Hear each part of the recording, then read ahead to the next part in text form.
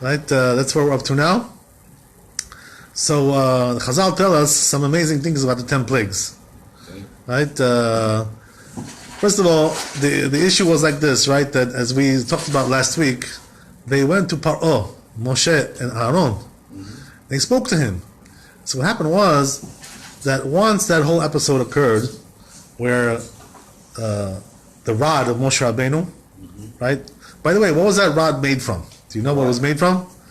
It was made from some kind of like a blue stone, like a sapphire kind of thing. The what? You know, the rod that he was using, that special rod, right? It was made out of a sapphire, so it was like something really special, something really beautiful, and it had also etched in it like abbreviation of what? The Lord. Abbreviation of all the plagues was there. Oh, can you imagine? Like all the plagues were etched into the rod. Like a pilot. So what happened was that once as we said, right, that the first episode occurs where Moshe Rabbeinu and Aaron go in there, and they do the trick with the snake. It turns into a snake. So what happens is, right, that Paro laughs at that. He chuckles at that, right? Chuckles and he says, you know, even the little kids in my country can do that stuff, you know. So he brings, first of all, he says he brings his wife. You know, he tells wife, go do it yourself. His wife also did it. You know, she also turned a rod in. And she also had them do it, like, you know, like making fun. Look at this, you know. Even the little kids, you know, kindergarten boys, they know how to do this stuff. Give me a break, you know what I mean? And then they kick the staff, the kids. So what was he trying to say? He was trying to say that, you know, like you're trying to bring in the sorcery and impress us with that. I mean, we're the masters of sorcery over here. What are you talking about? You know, our whole country is. In you the know, movie with Charlton Heston, Yul Brynner goes, a cheap magician's trick. That's what we said, right? What happens is like this now, that once, what happens is that Kadosh Baruch Hu made a great miracle here. What was a great miracle? The great miracle was that not only did the snake of Moshe Rabbeinu, the rod, swallow up their snakes, but what happened was that it was a miracle. Why? Because first it turned back into a rod, and then it swallowed the snakes. In other words, as a rod, he swallowed it, not as a snake. You know what I mean? So he made it like this was like more of a miracle, that a rod is coming and swallowing up two snakes. And then what happened was that there was also another miracle, which was the one that even though it swallowed up those two snakes, it didn't become larger or bigger, you know, it didn't expand. There was no expansion there. So it stayed the same size as it was. So once Paro sees this, right, he sees all this stuff going on, he's getting really scared, getting really frightened. Why? Why is that? He says, you know what, look what's going on over here, right? They're swallowing up these snakes. Who's to say that I'm not next on the menu, you know? Maybe this thing is going to swallow me too. You know what I mean? So he was very scared of that rod. He got really, really, really frightened from that. So what happened was, at that point, right, as we said, then he declared himself into a god, you know, because he said, right, what happened was that he, right, so our God is the real God. He's the one who created the world. This is not just, you know, some cheap god, you know, some cheap idol that you guys, you know, are hanging on to. This is the one who created everything, created you, created us, created the whole world. He created the God. You know what I mean? I'm trying to explain to them. So he gets very offended by this. Why? Because he himself considers himself God. So why was he offended? He said, this is not true what you're saying, he tells them. Why not true? So he tells them, I created myself, and I created the Nile River over here in Egypt. I created all this. I'm the God. Did he actually believe in this, or no? He knew it was fake, but you know, I mean, but it was an ego trip, you know. You know, so he says, it's not true what you're saying. I'm the God. There is no God like that who created me and created the Nile River. I created those things. Exactly. So when he used to go over there to visit him over there, when he was doing his duties over there, to hide it so nobody should see it, you know, that he's not a God, you know, whatever. Gods don't go to the bathroom, right? So therefore, what happened was like this, right? He said, I want you to go there early in the morning. Just about as he starts, you know, taking a pee, whatever, you know, one of these things, right? And so at that point, right, grab him by the shoulder, and put the rod next to him. You know why? Because he was going to remember that rod, you know, which was a snake. You know, so he may think that was going to swallow him. So he was getting scared. You know, like he sees the rod, you know, he gets startled. He's like, oh my God, this thing is coming to swallow me, you know? As he's going inside the water, can you imagine? And this thing is coming to swallow him, and he considers, I don't want your honey and I don't want your sting. He made a you know how they say. He made a lot of trouble for Netanyahu right now. Okay. with the government. So getting back to what we said all the time. So what happened was that he got frightened and started like this every time that Moshe Rabbeinu would come. You know? To kind of like, put him in his place, Oh, you created the Nile, huh? You're creating, what you're doing, right? You're creating some waste stuff there inside the Nile. That's what you're creating. That's the only thing you created. That's what they're telling you. You understand? So now, what happens is that Moshe Rabbeinu, the reason why we have to ask the reasons, right? We talked about the first plague, which was the blood. So we have to understand why did HaKadosh Baruch Hu bring that plague on them, the blood. There were several reasons for that. And why in the Nile River, right? What was the whole... Nile River was the mikveh, you go into the river, that's a mikveh, So therefore, they used to block them from going in there. Don't allow them. They shouldn't have children, they shouldn't procreate, they shouldn't, right? Where Moses was found. Yeah. So what happened was that HaKadosh Baruch Hu punished them by bringing them blood, right? To remind them of that sin. The whole thing of the impurities with blood. So in order to punish them for that, he brought them the makkah, the plague of blood, to remind them of that sin. There was also another thing, right? There was also another thing there, that what? The Egyptians had several gods that they used to worship, right?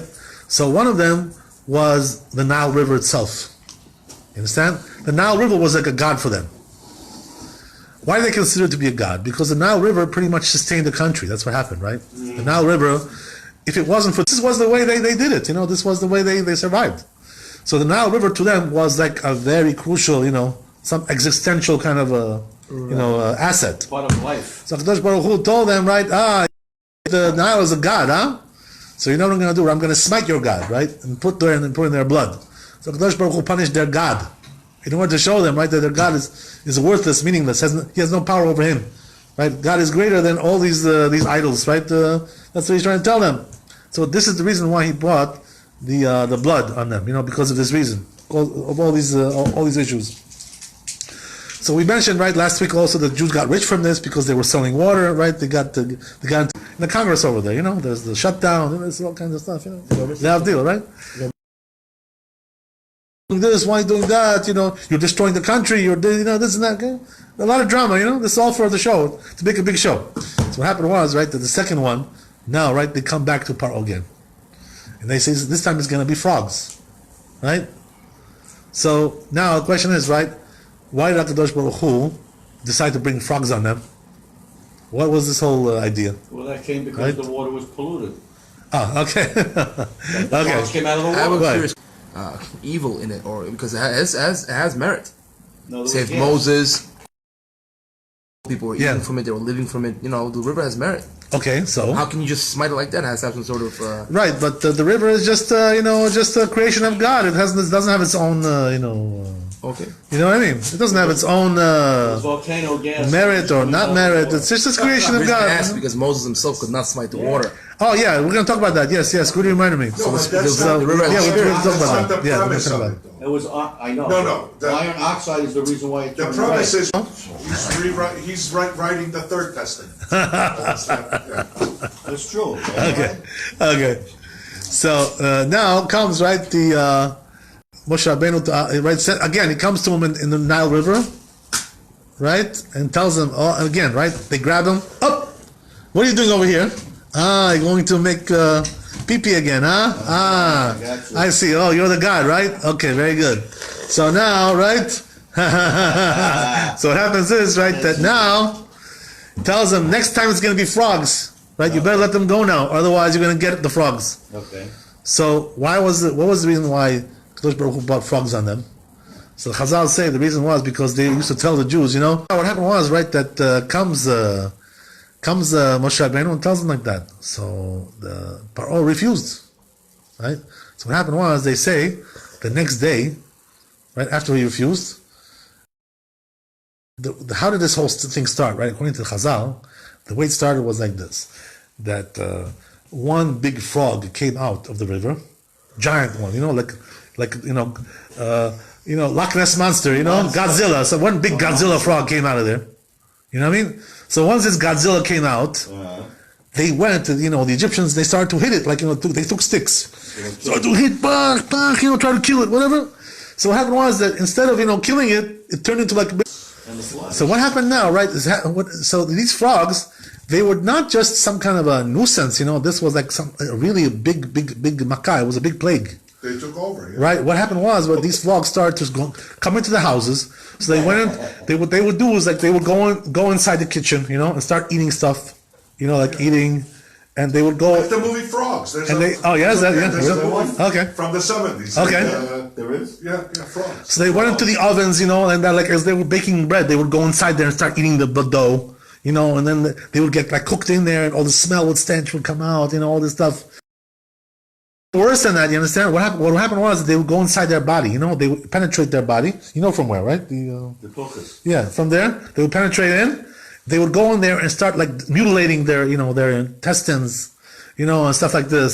Their genitals, mutilating their genitals, like that lady does. What's her name?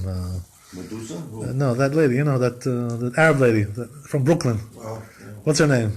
From Brooklyn. Machshema, right? Whatever. So like people like this, you understand? Munching them, munching on them, Chak, chak, chak, chak, chak, chak, chak. that's already up to you. Mutilation, But not only that, right? The mutilation, and as we said, right, the nuisance with the food, they were going inside the food. They would jump inside there. You couldn't eat it anymore. Disgusting. Everything was disgusting. So they were jumping inside there like that. But not only that, right? They say that even worse than all this, all the pain they had to endure, and all the nuisance that there was, and all the stench. Yeah. Besides that, they say the worst thing was what? The noise, right? They would cover the area so that vibration noise. You understand? Who can fight against Hashem? Nobody can fight against Hashem. Then they can kill them. They were going in there, you understand? And making like screaming in there, like a studio, studio effect. Is that why I'm constipated? You could have maybe have frogs. God is punishing me for something. Yeah, frogs. We'll give you some advice for that, don't worry. So we have some advice for that. But anyway, right, that's the way it was. So this was like a very terrible thing, So what happened was, right, that Paro was so they made him crazy. Why? Because they all over his palace. Yeah, They were making noise. Cricket. Blah, blah. Now, right? Lisa, you're asking very specific questions. There must be an insane asylum named. People probably one nut committed suicide, one nuts. I don't know. Obviously, but probably if you can't sleep. Yeah. Okay. Let's be realistic. So you're right. I mean, right? You have a little bit of pain, That's like just I one. did last week. A back pain. I was thinking of jumping out the window. Of course. Wow. Like a frog. You're going to be. People are very fragile. Yeah. Are they? So I would never commit suicide. It's not worth it. It's better to live. It's more enjoyable. Yeah, especially for the when atheists. Right. So the thing was like this, right? That this makkah, this plague was also similar to the first one.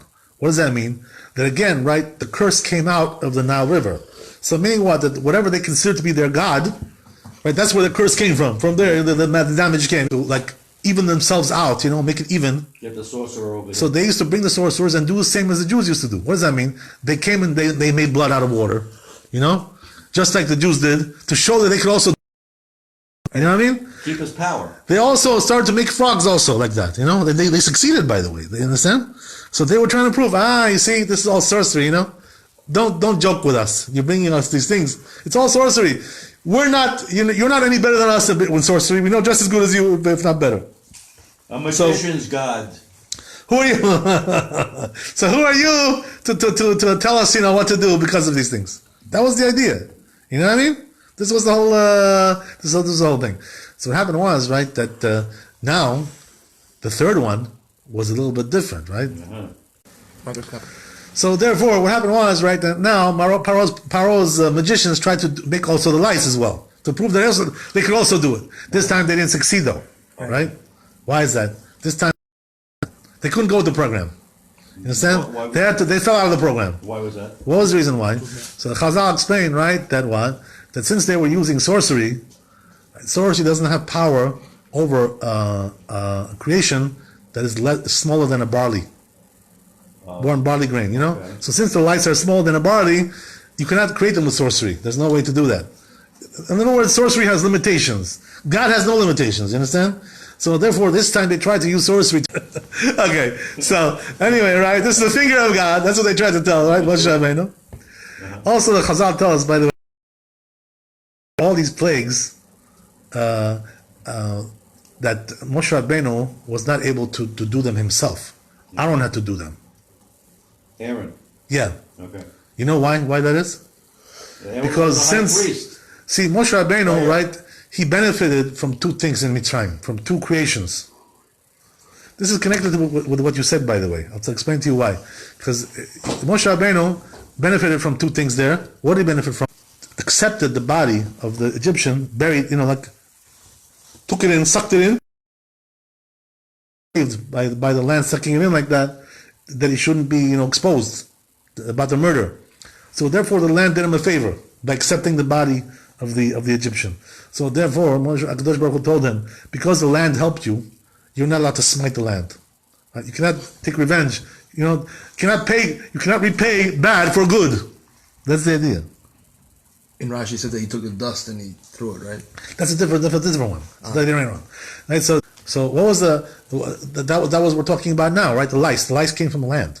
Right. That's what happened, right? But the first two plagues, they came from where? They came from the Nile. Right. And also that he was not allowed to smite that. They dried up Right? too. Did the Nile dry up also? All the irrigation? Not that I know of. It didn't dry up, but what we're saying is right that the Nile also did a favor to Moshe Rabbeinu. What was the favor that it did? That when he was put in there in the casket, to save him, the Nile didn't drown him. So therefore, he also owed him a favor, right? So Kadosh Baruch Hu told him, listen, since you owe a favor to the Nile, the water, and you owe a favor to the land, don't smite those things. Let your brother do it, right? And by the way, it shows you it's a moral lesson that somebody who does you good, don't repay him with bad. You know what I mean? Don't be such a senseless person who doesn't remember, has no loyalty, has no appreciation. You know what I mean? Remember the good that a person did to you. Don't repay him with bad. There are people like that, You do them something good, they repay you back with bad. A lot of people. There are people like that. Okay. You can give us a list later on, right? Okay, so we should know what to watch out from these people. A lot of people like that. Okay. People don't care. Yeah, to the old text here. He doesn't know what I told you, so. About Daniel. The book of Daniel. It's okay, you can know. 927 of Daniel, what it talks about. Why? Right. He was looking it up. What is it all about? About, in the book of Daniel, prior to, they're talking about how coming, and such a time. It's had to do with some kind of prophecy or something.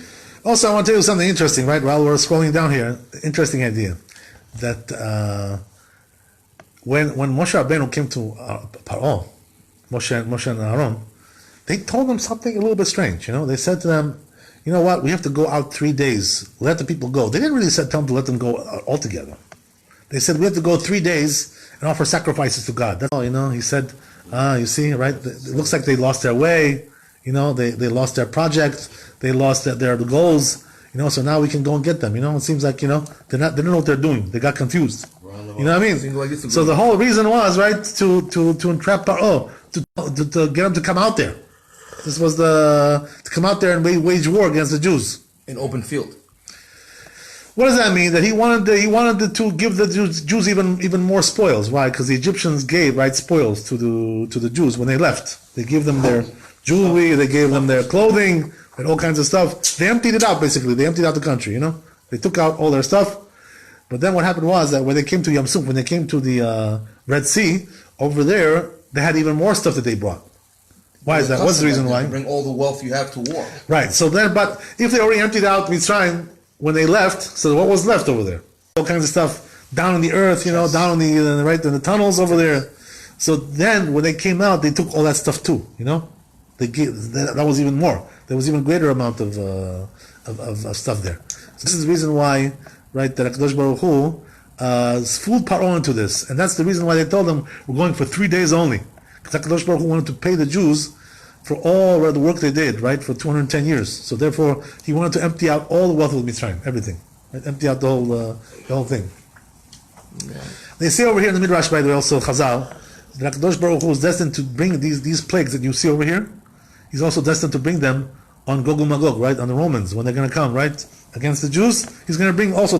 Romans is, Europe. That's what it is. The European people. Okay. That's what it is, basically. They're all considered Romans? Yeah, they're all Romans because they're. You know what it is? What about America? We are living through a Roman thing right now. Yeah. So the way it works is like this, right? That Split.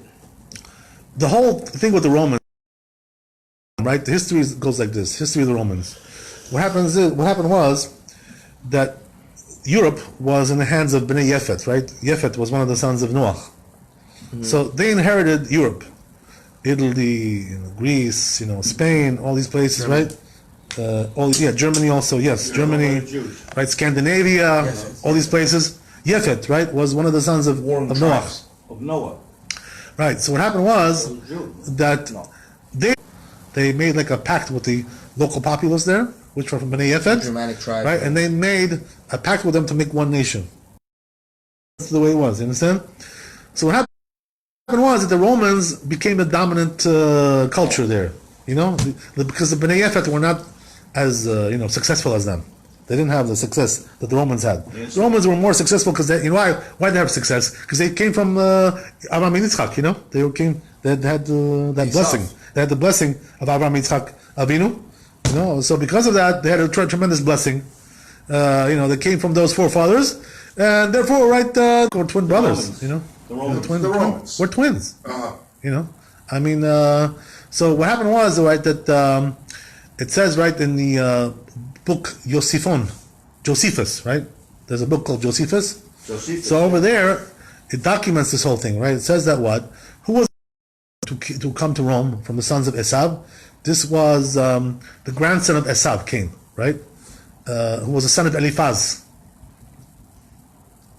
His name was Sebo, right? It's in the Right. Chumash, it says. Yes. So he came, right? And he was the one who became the first king over there in Rome. You understand? This is before the establishment of Rome in Italy. They were the ones who established it. They were the ones who this is yeah. before that. Obviously, they were the ones who did it. So right? basically, they're all Jews, whether they like. No, they're not it or Jews because Esav left Judaism. He abandoned Judaism. Right, but he was the followers of Yeah. who they don't consider the real Jews. They consider themselves. Well, this is like the game. We play. Play these games. Whatever. Now you know who the real Jews are, right? The Africans are the real Jews. Right, now, right. You know how it is, right? Dark-skinned Jews. Yeah, those. They're the ones. They're the real Jews. Yeah, That's what right. they say. Right. But those are the ones, yeah. Give me a break. Those are the ones that they gave the ringworm to. So. Because we didn't They gave the accept. ringworm. Right. We didn't accept Israel. The Messiah. Government. They're going to attack. No us. question about it. They will, right? The only question is, right? The truth is, we know for sure they're going to attack. But the only question is, will America be a part of that or no? That's the question. That we're not really sure. You know why? Because America is a very friendly country. Okay, so maybe they have some hope. He's the head of Esau. Yeah, so maybe there's some chance, but I wouldn't bet my money on it. Let's put it this So then way. what's with the queen then? She runs things too. She runs this He's country. Esau. All the kings of Europe are all Esau. Nikolai, the Archduke Prince Ferdinand, all these people are their descendants, man. Okay. They're not Jews. They're not Jews? They're not Jews. They never accepted the Torah. They were never part of Egypt. They were not there. They were not from Jacob. They were all from Esau. They're not Jews. They're Hebrews. Not even Hebrews. They're from the family of Abraham. He told him, listen, he said, do you want to be a part of our nation, or what do you want to do? Yeah. Because we're going to have to go to slavery. Yeah. So Esav said, slavery? He said, I don't want to be a part of that. Leave me alone. Get out of my face. He's a warlord. So I don't like the UN. So you know what Yaakov told him. He said, "Okay, fine. So then, if you don't want to be a part of our people, let's split our ways. Let's split. Let's part our ways. You go to your place. I'm in my place. You know what I mean? Let's part our way." So Esau said, "Fine. If that's all I have to do, just to get out of this decree of slavery, I will leave." So because Yaakov told him, he said, "If you want to stay in Israel, you have to take upon that decree." So Esau said, "I'm out of here." So he packed his bags. But what does that have to do with his beliefs? What does that have to do with beliefs? Because he didn't want to be a part of the Jewish people. He didn't want system. You know what I mean? He didn't He want didn't want to be a slave, but then He didn't want to accept the Torah, right? He didn't accept the Torah. Yeah. The whole thing, the whole package, he didn't want. He didn't want the whole package, Not right? interested. He was not interested. So what happened was that he left, right? want Esau. to be a slave. That was a part of the package. You understand? You have to accept the whole package. You cannot be like partially. One thing you accept, one thing you don't accept. Right. Either you take the whole thing or nothing, right? Sovereign. One or everything, right? That's the way it is. So Esau totally removed himself from the for the holiness, right? There are Jews that did that. Yeah. Yeah. They did that. What about Sure. the fact that You know who actually? A lot of Hollywood Jews. You remember Ephraim Zimbalist Jr.? Yes. His daughter was in the show Remington Steele Okay. with Pierce Brosnan. They came here, the Zimbalist family, Yes. from Europe as Jews, and they converted. And when they asked the father what happened, he said, as far as I'm concerned, there hasn't been a Jew in this family for 60 years. Right. So my point. No, Nissan, no. It's in the Chrome. A tendency to veer off and not make I up know there's things, a God, but right? Because of his chromosomes. there were Jews from both sides of the family. You understand? These were Jewish families, Okay. real Jews. Whether they were not observant Jews doesn't make any difference. Even if they didn't keep any of the mitzvot, they were still Jews. By blood. So let's go to the next. They decided to remove themselves. Yes. You understand? Yes. Same way is Right. what he's talking And about. there's not too many Jews. Sure. So now, right? So Kadosh Baruch Hu tells. dropping the yoke of the Torah, right? Basically saying I don't want to. Yeah, everything, the whole thing, from A to Z. You know what I mean? But these people, right? The Chazal tell us, the ones who are secular Jews, but they're still dangling on, hanging on. They're still hanging on. You know what I mean? Most of them are proud to be. I mean, when you ask Schumer, sure. he's a prick, but he'll tell you I'm a Jew. Even Bernie. Yeah, he's Yeah. a Jew. You know what it is? Trotsky ate. It's good. He married a boy. Before I tell you. Thank you. Oh, Yasha. Oh, Yasha's the best. Yasha's the best. Yasha is the real Jew. Absolutely.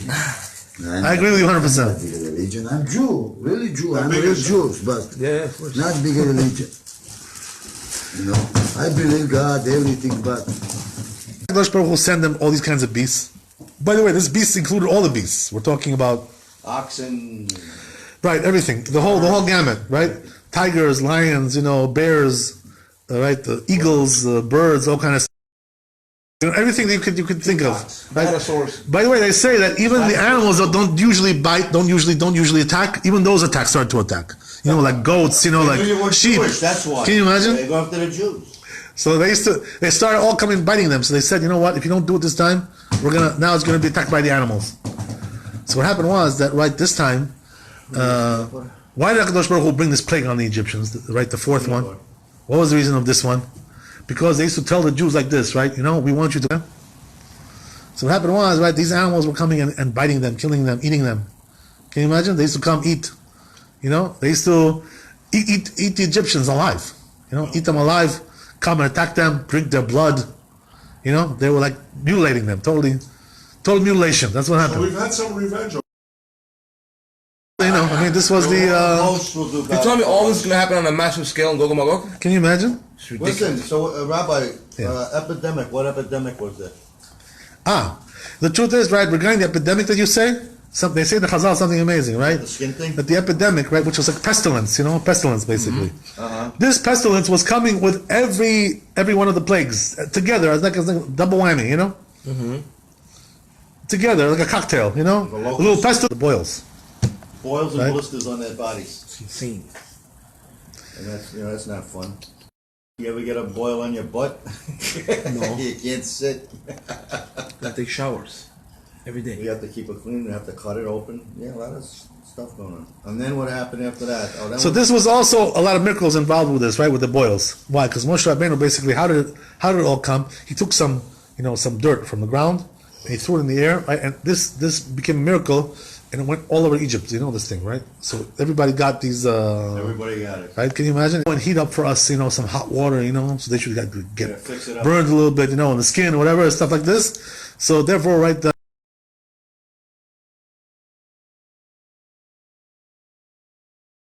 Heat up hot water, go into the hot water, test it out, get some burns, some third-degree burns. Suck it out. So now I'm going to show you what it means to get a third-degree burn, right? Just like you did to the Jews, they're going to do it to you as well, right? That's the whole idea. Blisters. So therefore, right, the Kadosh Baruch Hu brought the boils upon them as well, right? So then, Disgusting. Then it was hail, ice, and also it was like a double thing. Why? Because inside there was fire in there as well. Outside there was ice. Inside fire.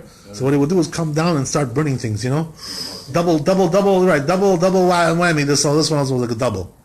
So together with the ice and fire together, And usually, right, they cannot coexist, right? Ice and fire. Yeah, One this- puts out the other. But here they coexisted. It's a condition that At goes this You know what I mean? point- It's coexistence, you know, At together. this point, they should realize God's hand when fire and water mix together. So what happened was, right, the Moshe There's a Rabbeinu. condition that makes the fire with the hail. So what happened was Moshe Rabbeinu. Moshe Rabbeinu came and warned, right, the There's Egyptians. something to be explained. He doesn't want to. He said, "There's going to come now. They're going to come." This. So what happens is, right, that they warn them: if you have animals in the field, make sure to bring them in. Right. Why? Because they're going to get all killed.